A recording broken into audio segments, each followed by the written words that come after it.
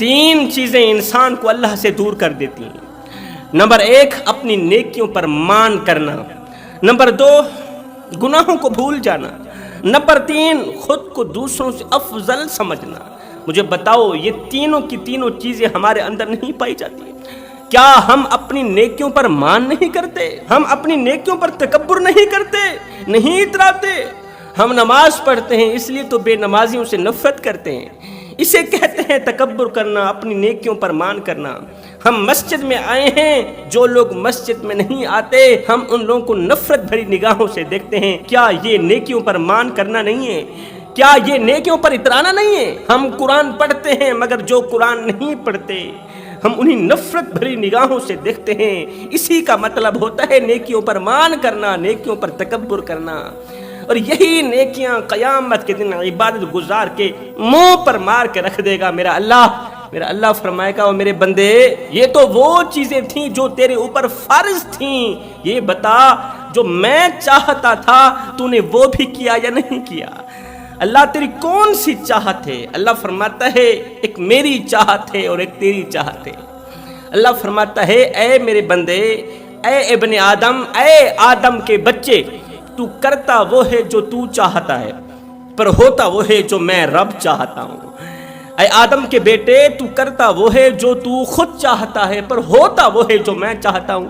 اے میرے بندے تو وہ کر جو میں چاہتا ہوں، پھر ہوگا وہی جو تو چاہتا ہے۔ کیا ہم گناہوں کو بھول نہیں گئے؟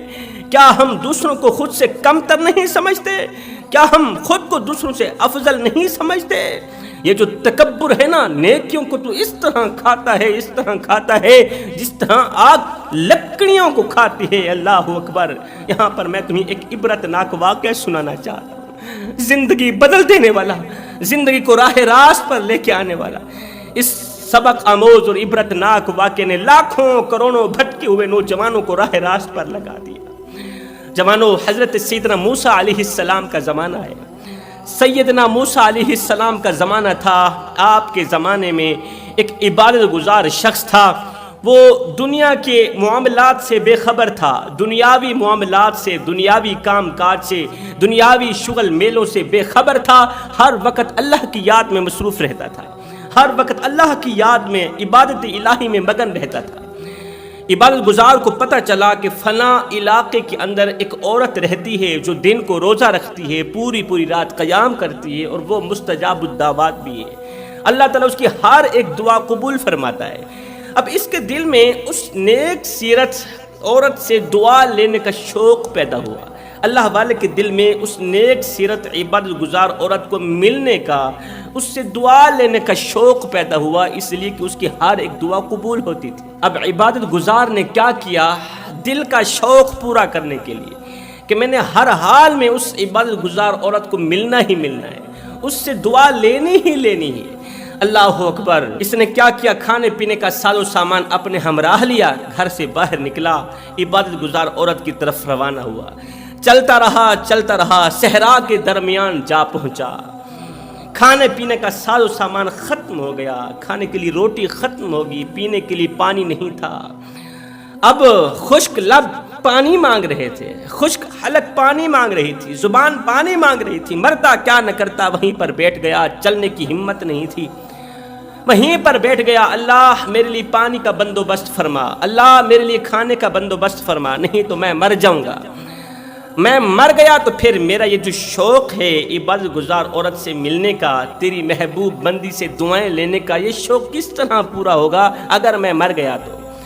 یہ وہیں بیٹھ گیا، ادھر دیکھتا ہے، دور سے اسے ایک شخص اس کی طرف آتے ہوئے نظر آیا، ایک شخص اسی کی طرف آتے ہوئے نظر آیا۔ وہ اسی راستے سے آگے کی طرف کو جانا چاہتا تھا، دور سے ایک شخص نظر آیا، اسے حوصلہ مل گیا کہ کوئی مسافر آ رہا ہے، اس سے پانی مانگوں گا، اس سے کھانا مانگوں گا، میری بھوک بھی ختم ہو جائے گی، میری پیاس بھی ختم ہو جائے گی، پھر میں اپنی منزل کی طرف روانہ ہو جاؤں گا۔ اور زیادہ قریب ہوا تو دیکھا اس کے ہاتھ میں ایک ڈور ہے، اس کے ساتھ ایک جانور ہے۔ جب وہ مسافر اور زیادہ قریب ہوا تو اسے پتہ چلا کہ اس نے خنزیر کو پکڑا ہوا ہے، اس آنے والے مسافر نے، آنے والے شخص نے خنزیر کو پکڑا ہوا ہے۔ اللہ اکبر۔ اس نجس جانور کو پکڑا ہوا ہے۔ جب اس کے قریب آیا تو اس اللہ والے نے کہا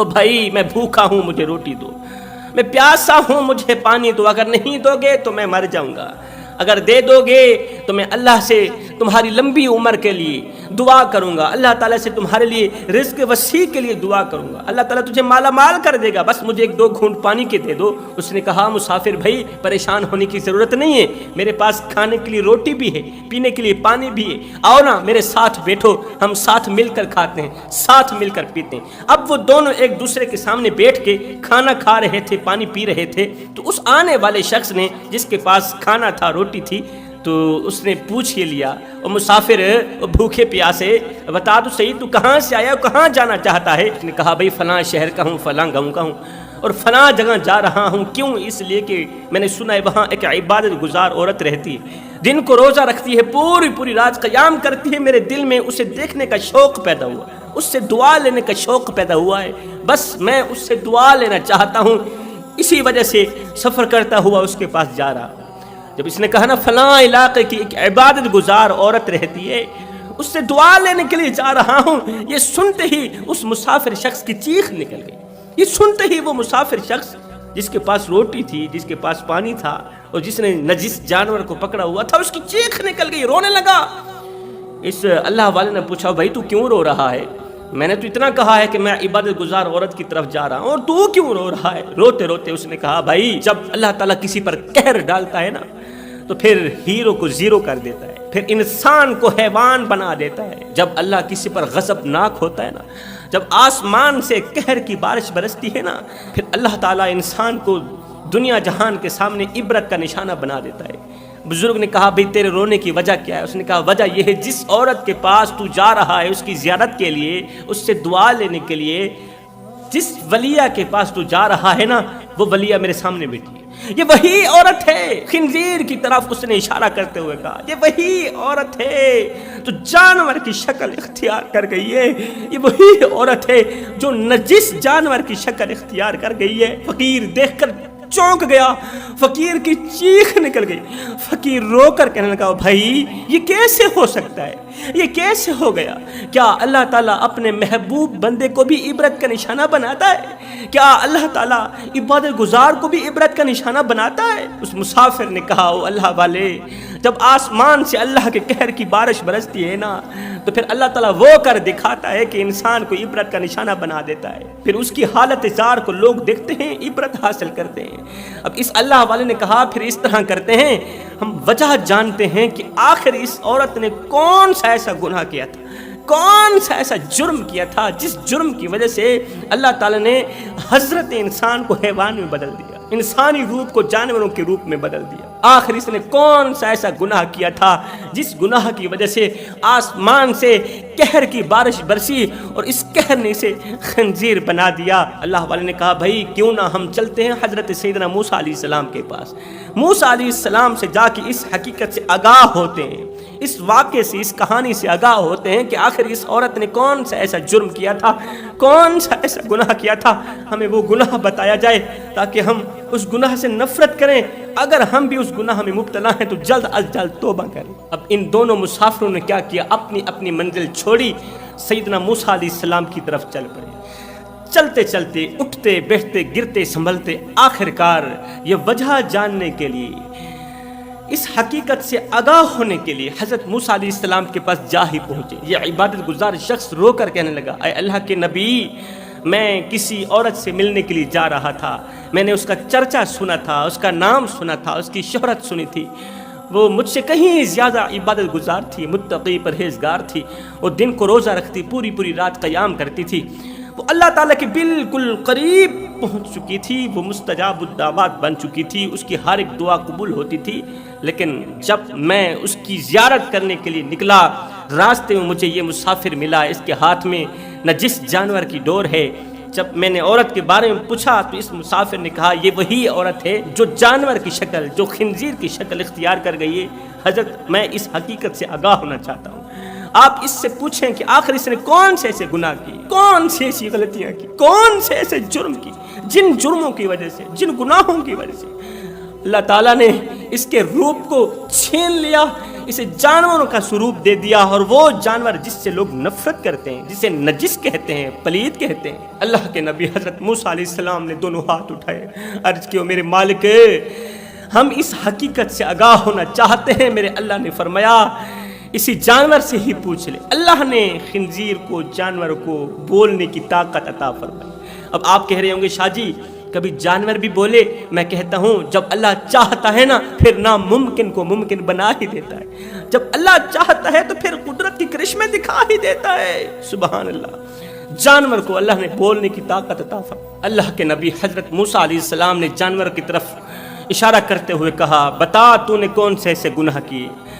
ہم تیرے گناہوں سے آگاہ ہونا چاہتے ہیں اور ہم دنیا والوں کو بتانا چاہتے ہیں۔ دنیا والوں ان گناہوں سے سخت نفرت کرنا، سخت نفرت کرنا، نہیں تو یہ گناہ تمہارے چہرے کا حلیہ بگاڑ کے رکھ دے گی، تمہارے چہرے کی خوبصورتی بدصورتی میں تبدیل کر دیں گے۔ اس جانور کو اللہ نے بولنے کی طاقت عطا فرمائی۔ جانور نے کہا اے اللہ کے نبی ایک وقت تھا میں بہت بڑی ولیہ تھی، بہت بڑی متقی پرہیزگار تھی، میں جس کے حق میں دعا کرتی تھی اللہ تعالیٰ میری وہ دعا قبول کر لیتا تھا۔ میں یوں سمجھ بیٹھی کہ میں تو اللہ تعالیٰ کے بالکل قریب پہنچ گئی ہوں، میں جو چاہتی ہوں بس ویسا ہو جاتا ہے، میں جو چاہتی ہوں جو کہتی ہوں بس ویسا ہو جاتا ہے۔ مجھ سے بڑی عبادت گزار تو دنیا میں کوئی آئی بھی نہیں ہوگی اور نہ ہی تو آئے گی، نہ ہی تو اس زمانے میں ہے۔ مجھ سے بڑا عبادت گزار دنیا میں کوئی نہیں، نہ آئے گا اور نہ ہی ہے۔ میں اپنی عبادت پر تکبر کر بیٹھی، میں اپنی نیکیوں پر مان کر بیٹھی، تکبر کر بیٹھی۔ ایک دن میرا شوہر میرے سامنے بیٹھا تھا، میں نے کہا او بدبخت شوہر، تیری بیوی اتنی بڑی عبادت گزار ہے جتنا تو گنہگار ہے، جتنا بڑا تو گنہگار ہے اس سے کہیں زیادہ تیری بیوی عبادت گزار ہے، لہذا تیرے جیسے گنہگار اور قابل نفرت شوہر کو میں قبول نہیں کرتی، اور میں چاہوں گی کہ قیامت کے دن مجھے تیرا ساتھ نصیب نہ ہو، میں تیرے جیسے گنہگار شوہر کے ساتھ قیامت کے دن جنت میں بھی نہیں رہنا چاہتا۔ حالانکہ میرا جو شوہر تھا وہ مجھے حلال کی روزی کما کر کھلاتا تھا، میرا شوہر پورا دن میری روزی روٹی کے لیے پورا دن خاک چھانتا تھا، مٹی کھودتا تھا، ریت کندھے پہ اٹھاتا تھا، وزنی بوریاں کندھے پہ اٹھاتا تھا کہ مجھے کچھ ملے نہ ملے میری بیوی کو روٹی کا ٹکڑا مل جائے، پورا دن خاک چھانتا تھا۔ شام کو جب گھر کی دہلیز پر قدم رکھتا تھا تو میں بدبخت عبادت گزار عورت بجائے شوہر کا استقبال کرنے کے میں کوئی ایسا جملہ بولتی تھی کہ اس کی تھکاوٹ اور زیادہ بڑھ جاتی تھی، میں اسے دکھ دیتی تھی، درد دیتی تھی۔ آج تو میں نے دکھ کی حد کر دی کہ میں اسے کہنے لگی او گنہگار شوہر، او گنہگار بدکار سیاکار، مجھے اب تیری ضرورت نہیں ہے کیونکہ میں اللہ کے بالکل قریب جا چکی ہوں، میں اللہ کے بالکل قریب ہو چکی ہوں، جو دعا کرتی ہوں اللہ میری دعا قبول کرتا ہے۔ میرے شوہر نے کہا اگر اللہ نیکوکاروں کی دعا قبول کرتا ہے تو کیا گنہگار اللہ کے بندے نہیں ہیں؟ کیا گنہگاروں کو اللہ نے پیدا نہیں کیا؟ اگر پیدا کیا ہے تو پھر کیا اللہ گنہگاروں کی نہیں سنتا؟ میں نے اپنے شوہر کو کہا اگر واقعی اللہ تیری سنتا ہے تو پھر کر دعا۔ میرے شوہر نے کہا کون سی دعا کروں؟ میں نے ہنستے ہوئے کہا تیری دعا تو ویسے قبول ہونی نہیں ہے، اچھا تو یہ کہے کہ یا اللہ میری بیوی کو عبرت کا نشانہ بنا دے، تو یہ کہے یا اللہ میری بیوی کو تباہ و برباد کر دے، کیونکہ میں تو تجھ سے ویسے ہی تنگ ہوں، پہلے تو میری تباہی کی دعا مانگ پھر میں تیری تباہی کی دعا مانگ۔ آج میں نے تجھے ہر حال میں ختم کرنا ہے، آج میں نے تجھے ہر حال میں عبرت کا نشانہ بنانا ہے، پہلے تو دعا کر، تیری دعا تو ویسے ہی قبول ہونی نہیں ہے، پھر تیرے حق میں میں دعا کروں گی، پھر تجھے اس صفحہ ہستی سے مٹاؤں گی۔ یہ سنتے ہی میرے شوہر کی آنکھوں سے آنسو نکل پڑے، میرے شوہر کی آنکھیں چھم چھم برسنے لگی، میرے شوہر نے دونوں ہاتھ اٹھائے، اللہ اس عورت نے پوری زندگی تیری عبادت بھی کی ہے، جتنی تیری عبادت کی اس سے کہیں زیادہ اس نے مجھے دکھ دیے، مجھے درد دیے، اللہ اگر میں تیرے سامنے بدترین ہوں تو مجھے عبرت کا نشانہ بنا دے، اور اگر میری بیوی تیرے سامنے بدترین عورت ہے تو اسے عبرت کا نشانہ بنا دے۔ اے اللہ کے نبی، روتے ہوئے میرے شوہر کے منہ سے جیسے ہی یہ جملہ نکلا، اگر میں تیرے سامنے گنہگار ہوں تو پھر تو مجھے عبرت کا نشانہ بنا، اگر میری بیوی تیرے سامنے بدترین اور گنہگار ہے تو اسے عبرت کا نشانہ بنا دے۔ اس کی دعا ختم نہیں ہوئی تھی کہ اللہ تعالیٰ نے مجھ سے میری شکل چھین لی، اللہ نے مجھ سے میرا روپ چھین لیا، اللہ نے مجھ سے میری خوبصورتی چھین لی، پوری زندگی کی عبادت اللہ تعالیٰ نے میرے منہ پہ مار کے مجھے خنزیر بنا دیا۔ جوانوں کون اچھا ہے کون برا ہے یہ تو میرا اللہ ہی جانتا ہے۔ آج کا انسان ہمیشہ اچھے انسان سے محبت کرتا ہے، ایک میرا اللہ ہی ہے جو برے انسان کو بھی اکیلا نہیں چھوڑتا۔ شوہر کو رلانے والی، شوہر کو دکھ دینے والی، درد دینے والی، پوری زندگی عبادت کرتی رہے، شوہر کا دل دکھانے والی عورت پوری زندگی عبادت کرتی رہے، یہاں تک کہ مستجاب الدعوات بن جائے، اس کی ہر ایک دعا قبول ہونے لگ جائے، پھر بھی یاد رکھنا وہ تباہی کی طرف ہی جا رہی ہے۔ قیامت کے دن ایسی عورت جنت میں ہرگز نہیں جا سکے۔ یہ زندگی کے لمحے تمہارے اور میرے لیے غنیمت ہے۔ جوانوں، آج ہماری جوانیاں کس رخ پہ چل پڑی، آج ہماری جوانیاں کس سمت پہ چل پڑی، کس سائڈ پہ چل پڑی۔ جوانی میں تو اس درد کو پیدا کرنے کی ضرورت تھی کہ ہم نے مرنا بھی ہے، جوانی میں تو اس سوچ کو پیدا کرنے کی ضرورت تھی کہ ہم نے قبر میں بھی جانا ہے، ہم نے اللہ رسول کو منہ بھی دکھلانا ہے، اور دانو مرنے کے بعد قیامت کے دن یہ گناہوں میں ڈوبی ہوئی شکل اللہ کو دکھاتے ہوئے تمہیں شرم نہیں آئے گی، تمہیں حیا نہیں آئے گی؟